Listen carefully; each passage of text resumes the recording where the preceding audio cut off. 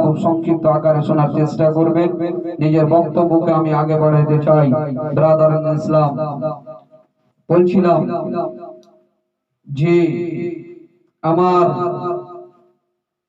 বিশ্বনবী দুনিয়ার বুকে আগমন করলেন, আর আগমন করার পর আমার বিশ্বনবী যখন দুনিয়ার বুকে আগমন করেছিলেন, কোন কোন কিতাবের মধ্যে বলেন যে 2 সপ্তাহ পর, কোন কোন কিতাবের মধ্যে পাওয়া যায় যে 1 মাস পর নবী মুস্তাফাকে আমার ওই দায়েরা নিয়ে গিয়েছিলেন মা আমেনার কাছ থেকে লালন পালন করার জন্য।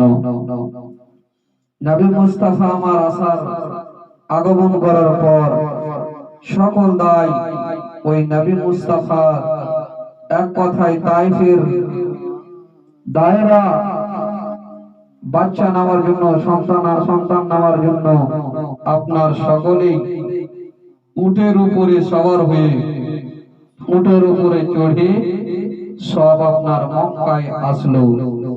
কিন্তু ব্রাদার ইসলাম, হযরতে মা আমেনা রাদিয়াল্লাহু তাআলা আনহুমা, রাদিয়াল্লাহু তাআলা আনহা আমার ওই বিশ্ব নবীকে নিয়ে মা আমেনা বাড়িতে বসে রয়েছেন।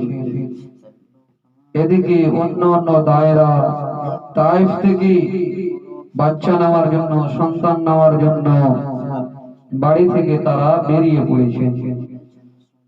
কিন্তু ব্রাদার ইসলাম, হযরতে হালিমাতুস সাদিয়া যার নাম, তার যে উট ছিল, সেই উটটা কিন্তু দুর্বল ছিল, চলতে পারছিল না।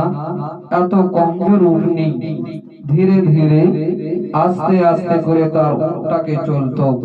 ব্রাদার ইসলাম, তো হালিমাতুস সাদিয়াকে রেখে অন্য অন্য দায়গুলো আপনার চলে আসলো বাচ্চা নেওয়ার জন্য, সন্তান নেওয়ার জন্য, শিশু নেওয়ার জন্য। ব্রাদার ইসলাম, অন্য অন্য দায়েরা আসছে আর একটা একটা করে শিশু নিয়ে, একটা একটা করে বাচ্চা নিয়ে তারা বাড়ির দিকে রওনা হয়ে যাচ্ছে। কিন্তু ব্রাদার ইসলাম, হযরতে হালিমাতুস সাদিয়া আর তার স্বামী আস্তে আস্তে করে আসতেছেন।